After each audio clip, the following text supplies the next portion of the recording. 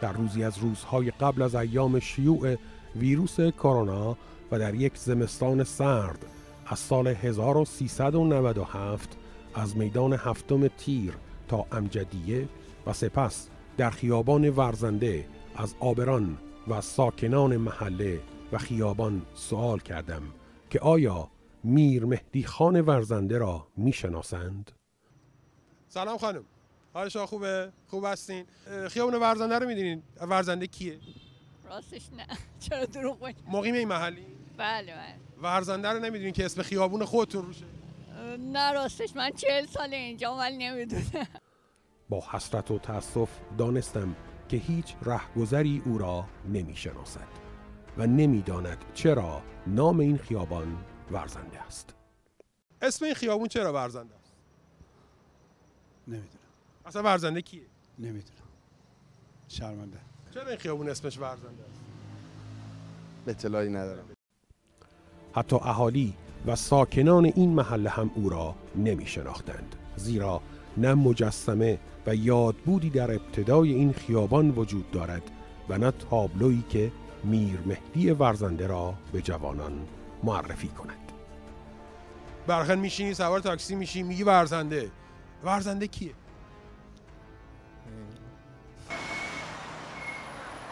چرا اسم این خیابون ورزنده است؟ نمیدونم. یعنی الان سالهاست کنار این تابلویی و نمیدونی این خیابون چرا اسمش ورزنده؟ نه نمیدونم. میر مهدی ورزنده رو میشناسی؟ نه من نمیشناسم. نمیشناسی. در این روز سرد زمستانی و در طی حدود 6 ساعت حضور در این خیابان از 148 نفر راجع به میر مهدی خان ورزنده سوال کردم که هیچ پاسخی برای شناسایی پدر ورزش‌های نوین ایران نگرفتم. ورزنده وزنه‌بردار بوده؟ فکر میکنم اونو نمیدونم ولی این دوتا رو میر مهدی ورزنده رو میدونی کیه؟ نه. چرا این خیابون اسمش ورزنده است؟ ورزنده رو میشناسی؟ ورزنده کیه؟ نمیدونم. ورزنده کیه؟ حالا باشه ورزنده است، ایرانیه دیگه. کیه ورزنده؟ نمیشناسم. با تاکسی کار میکنی دیگه، حتما باید بدونی. اینجا اسم خیابونش چیه؟ اینجا ورزنده بکنم. میر مهدی ورزنده کیه؟ نه. میتوان چنین گفت که مشغولیت‌های معیشتی و توجه به خانواده و زندگی بسیار مهمتر از پردازش به مردی است که سالها قبل از دنیا رفته. اما اگر این مرد به عنوان پدر ورزش‌های نوین در ایران باشد و برگی مهم از تاریخ ورزش ایران را نوشته باشد چه؟ نمیدونم ولی باور کنین همین امروز داشتم میگفتم دلیلش چیه ولی نمیدونم. آها خب اینو تا حالا توجه نکردم. والا من اطلاع دقیقی ندارم. شما می‌دونید چرا اسم این خیابون؟ ما با هم مراکی هستیم. باشه ایرانی که هستیم بالاخره اسم خیابونه دیگه. ورزنده رو نمی‌شناسین؟ ورزنده نه. نمیشناسم بچه شهرستان نمیدونم. باشه مگه این ورزنده مگه کجایی؟ اینم ایرانیه دیگه. نمیدونم دیگه. خسته هم نباشی. اهل این محلی؟ نه گذری رد شدی. ژیمناستیک، خانه ژیمناستیک میارم پسرم. یعنی پسرتو میاری در خیابونی که باشگاه ژیمناستیکه و میر مهدی ورزنده که اصلا بنیانگذار ژیمناستیک در ایرانه نمیشناسی؟ متاسفانه نه. سلامت باشی. برنامه تاریخ مستند ورزش ایران میخواد احترام بذاره هم به این خانواده هایی که بچه‌هاشون رو ورزش میدن، هم به این مردی که اسمش روی این خیابون گذاشته شده. به راستی علت چیست که در کنار توجه به روال جاری زندگی تاریخ ورزش کشورمان را نمیشناسیم و در هیاهوی رنگ‌ها و فریادها مردانی چون میر مهدی ورزنده را از یادها برده‌ایم.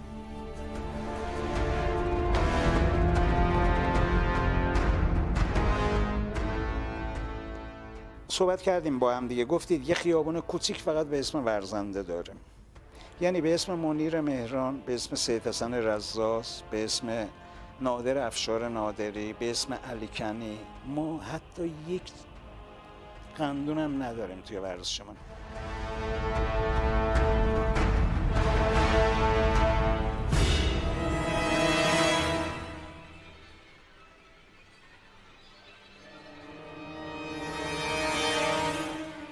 میر مهدی فرزند صفی شبستری در سال 1262 در شبستر پای به دنیا نهاد. نخست مدتی در مدرسه ایرانیان استانبول تحصیل کرد و سپس در همین شهر در مدرسه فرانسویان درس زبان آموخت. آنگاه به ترتیب مدتی در مدارس نظام عثمانی و فرانسه و دارالمعلمین نظامی بروکسل به آموختن فن ورزش پرداخت. او ژیمناستیک و شمشیربازی را به نیکویی فرا گرفت و پس از بازگشت به ایران در سال 1293 به خدمت وزارت علوم و معارف درآمده و به تعلیم ورزش در مدارس پرداخت. نخستین باشگاه ورزشی در ایران در سال 1296 توسط میر مهدی خان ورزنده در تهران افتتاح شد. او را باید پدر ورزش‌های نوین در ایران دانست. بی جهت نیست که نام خیابان جانبی ورزشگاه امجدیه تهران به نام او زیبنده است.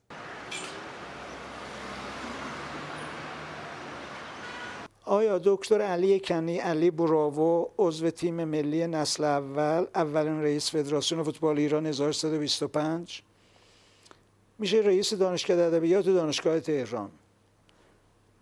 اگر خیابان و کوچه به اسم نیست، آیا یه ورودی یه دانشکده هم به اسم علی کنی نیست؟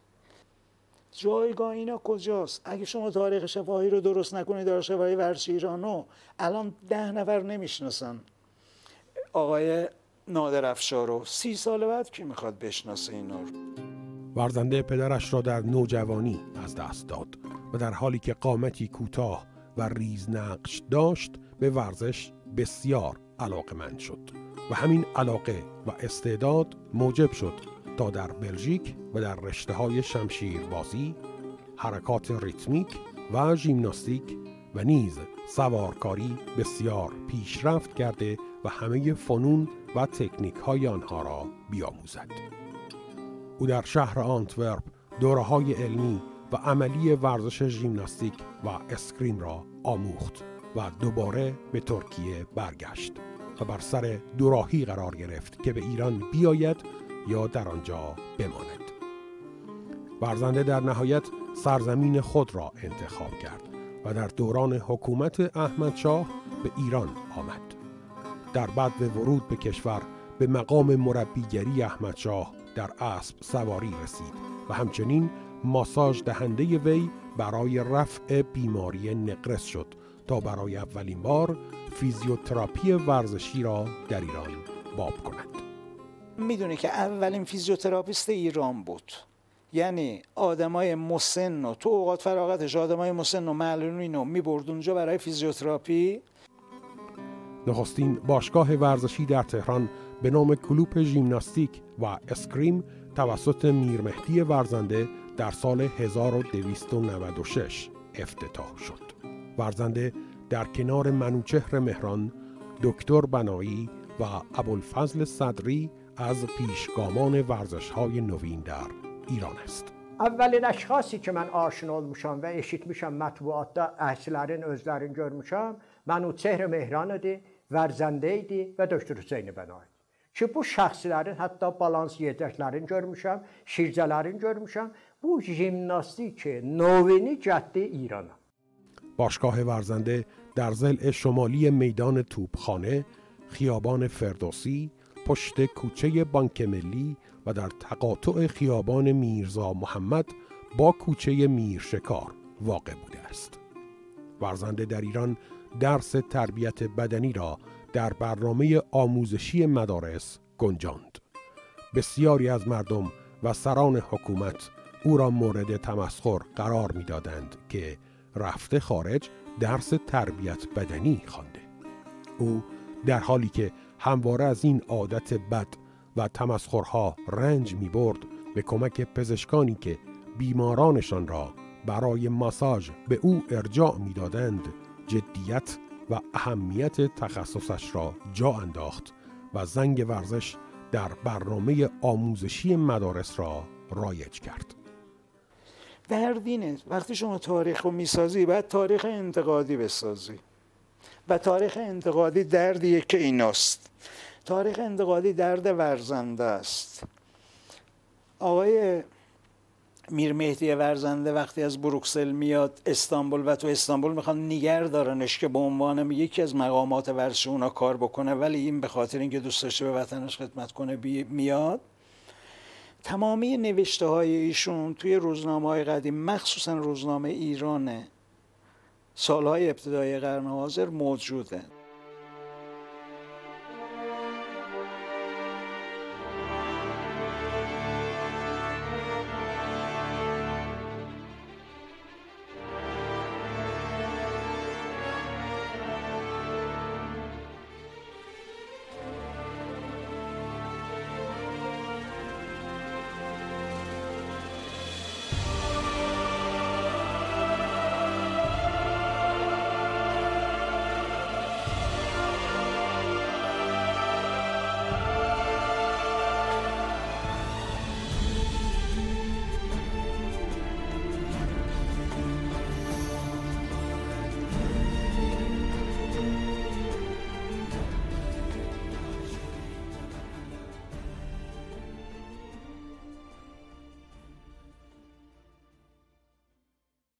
داره تعریف میکنه که میاد میره همدان که ورزش اونجا رو راه بندازه. عاشق شمشیربازی و ژیمناستیک، ورزش‌های سوئدی. یکی از رؤسای کله گنده همدان به این میگه که تو چیکار می‌خوای بکنی؟ میگه شمشیربازی. میگه که من فکر کردم یه آدم رشیده، تو میخوای با این هیکلت، با این مدلت؟ من فکر کردم یه آدم سیبیل از بناگوش رفته اومده ورزش درست کنه. شما میخواید چاقو رو از جوانای ناموسدار ما بگیری شمشیر بدی دستشون.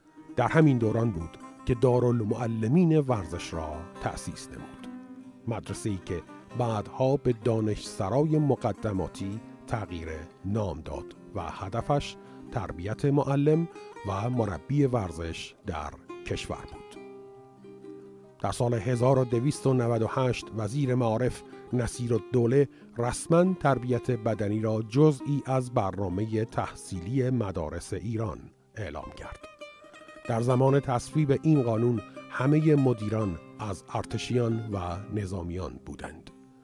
مهدی ورزنده هم که حکم ریاست ورزش ایران را در دست داشت یک سروان ارتش بود. Mir Mehdi Xan Vərzəndə موردində mən fəqət o əxbar, o əkslər, o təbliğatlar ki görmüşəm Niro və Rasti məcəlləsində, onun üstündə eləyə biləm, qəzavət eləyəm. Ansınan olanla həmsinni dəyirdim və şayət o zaman mən bilmirdim ki bir gün burada mən buna tərif və tavsif eləyəcəm. Çox az ittiliatım vardı, vəli deyə biləm Allah ruhları şad eləsin ki vərzişi növünü onlar İrana müntəqil elədilər. ورزش ایران نه سازمان ورزشی داشت و نه فدراسیون و قهرمانی که ارزاندام کند. فقط بالای سردر یک ساختمان در ابتدای خیابان ناصر خسرو که به خرابه‌ای شبیه بود تابلوی آویزانی وجود داشت که رویش نوشته بود دارالمعلمین ورزش.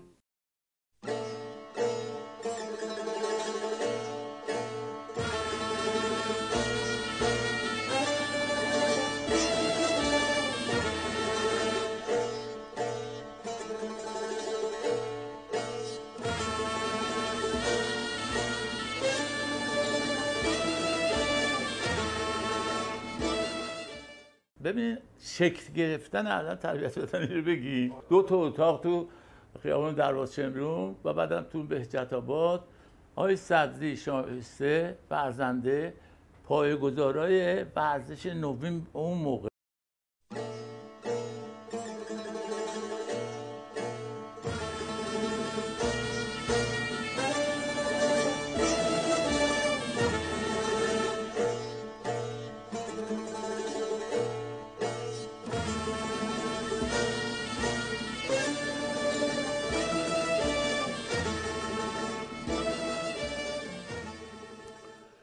مهدی ورزنده هم مانند بسیاری از رجال زمان رضاشاه با نامهربانی از سوی دربار مواجه شد و در سالهای پایان عمر از کشور رفت تا سرزمین ایران یکی از مؤثرترین مردان تاریخ ورزش خود را از دست بدهد. ورزنده خانه‌ای محقر در شهریار کرج داشت که در دهه 1340 مورد سرقت قرار گرفت و تمام کتب و یادگارهای ورزش ایران به تاراج رفت و زمانی که توسط چند نفر از درباریان پهلوی هیچ کمکی به او نشد، با قلبی آکنده از درد و تعلم به ترکیه بازگشت و در همانجا درگذشت و در خاک ترکیه در آرامشی ابدی به فراموشی تاریخ سپرده شد.